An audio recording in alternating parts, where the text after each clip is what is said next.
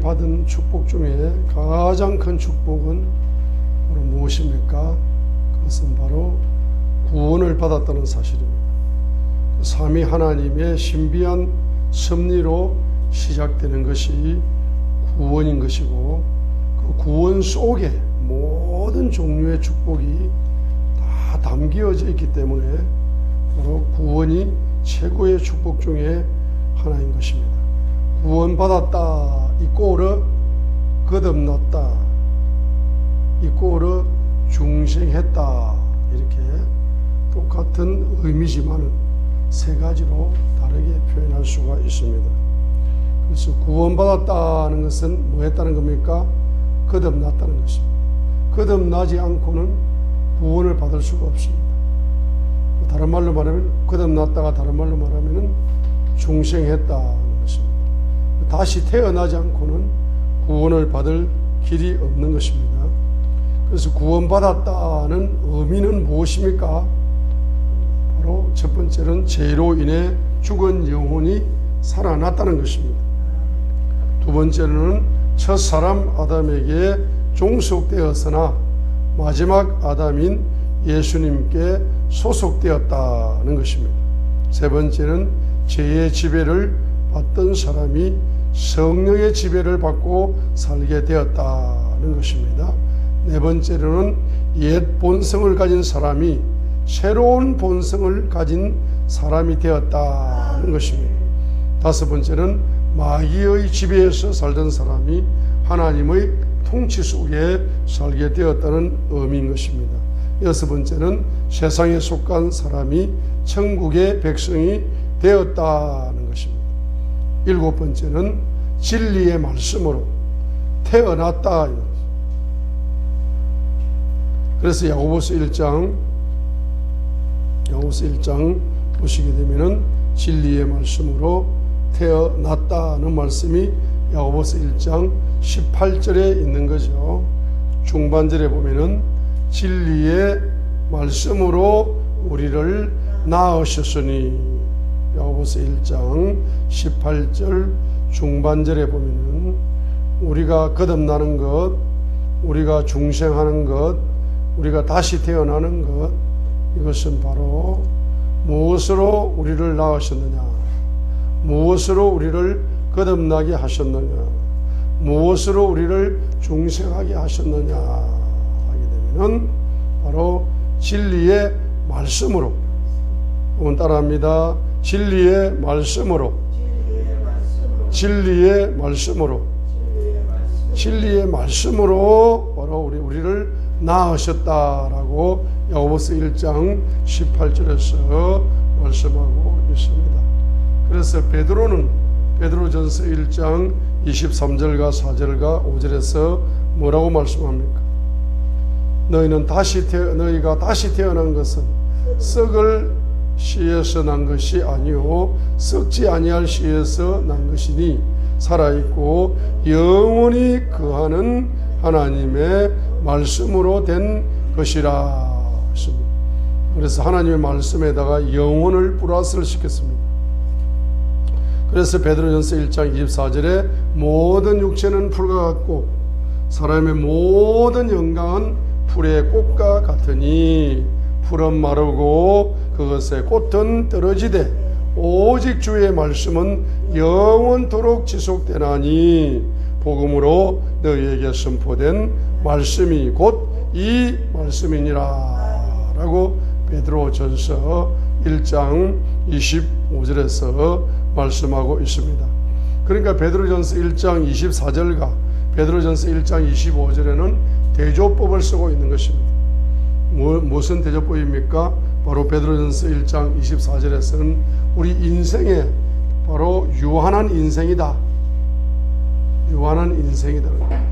그렇죠? 그래서 베드로전서 1장 24절에 인생을 뭐라고 정의합니까? 바로 모든 육체는 따라합니다. 풀과 같다. 모든 영광은 풀의 꽃과 같다.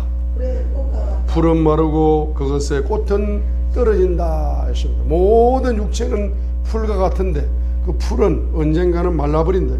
모든 영광은 풀의 꽃과 같은데 언젠가는 꽃이 떨어진다 했습니다.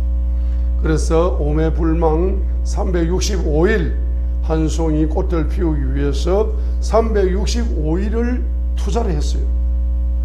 그런데 10일 동안 꽃이 활짝 피었습니다.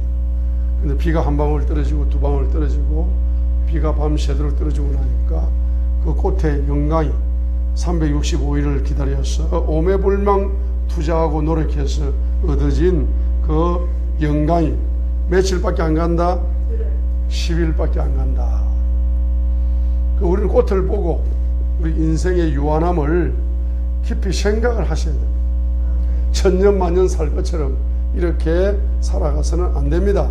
베드로전서 1장 24절의 말씀을 묵상을 하면서 우리 모든 인생의 육체는 풀과 같고 풀은 시든다 이 말이에요.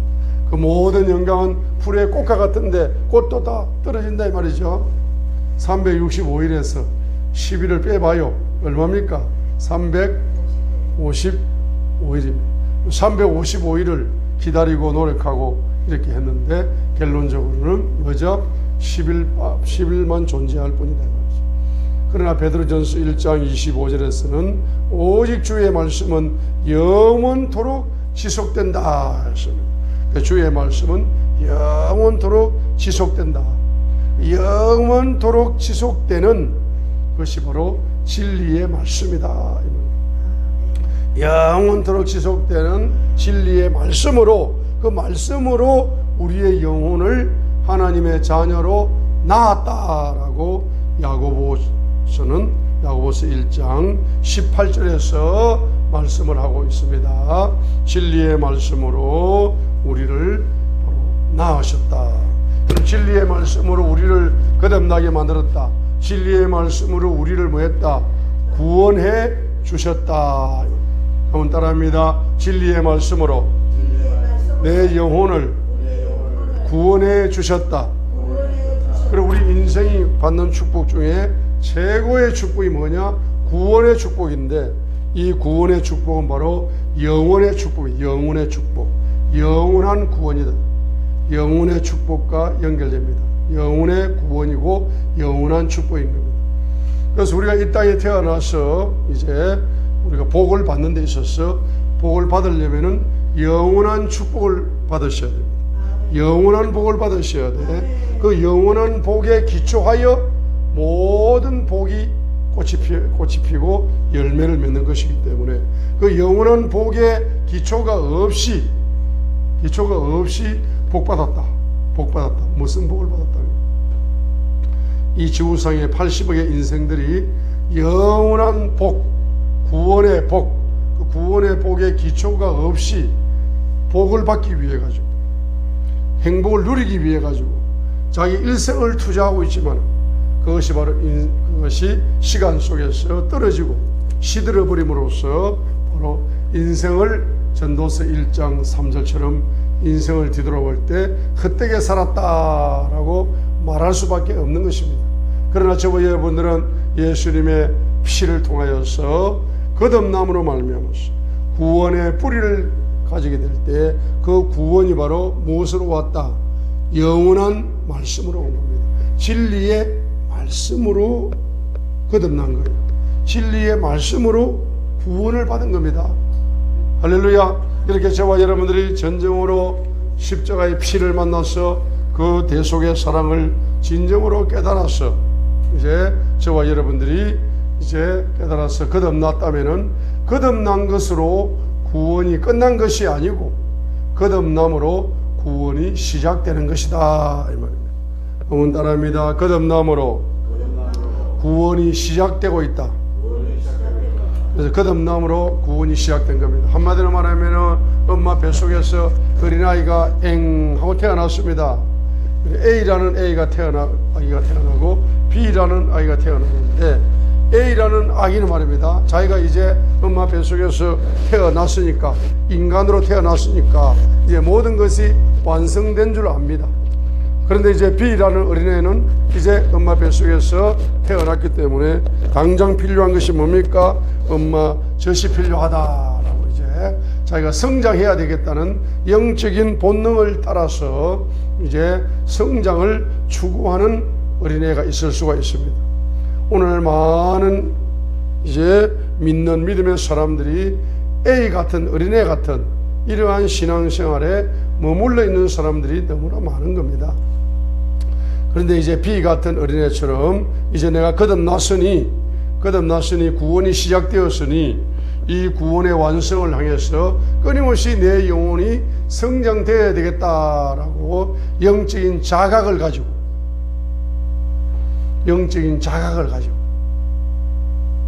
할렐루야, 영적인 자각을 가지고. 그래서 욥기 32장 8절에 보시면, 영어로 보시게 되면은 There is a spirit in man. 사람 안에는, 각자의 사람 안에는 There is a spirit, 하나의 영이 있다. 각자의 사람 안에는 하나의 영이 있다는 겁니다. 근데 그 영은 바로 뭡니까? 전능자의 영감, The inspiration of the Almighty. 전능자의 영감이 give us them understanding. 그들의 그 영혼에게 명철을 준다. 그랬습니다. 그 명철이 뭡니까?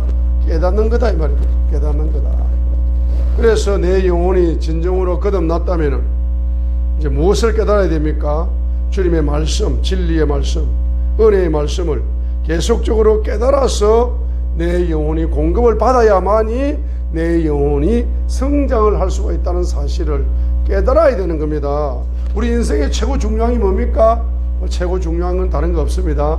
내 영혼이, 거듭난 인생에게 최고로 중요한 것은 내 영혼이 성장하는 것이 최고 중요한 겁니다. 내 영혼의 성장을 여러분들은 성장의 비전을 가지셔야 되는 것입니다. 자기가 거듭났다고 구원받았다고 이제 신앙생활 끝난 것처럼 신앙생활 하는 사람 너무 많습니다.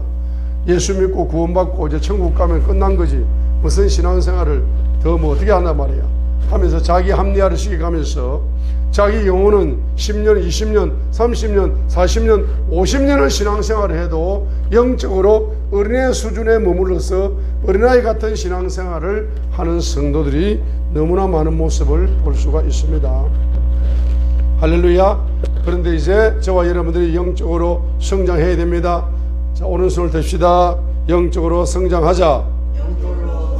여러분 인생의 최고 중요한 건 영적으로 성장하는 겁니다. 영적으로 성장하자. 영적으로 성장하자. 영적인 성장을 원합니다.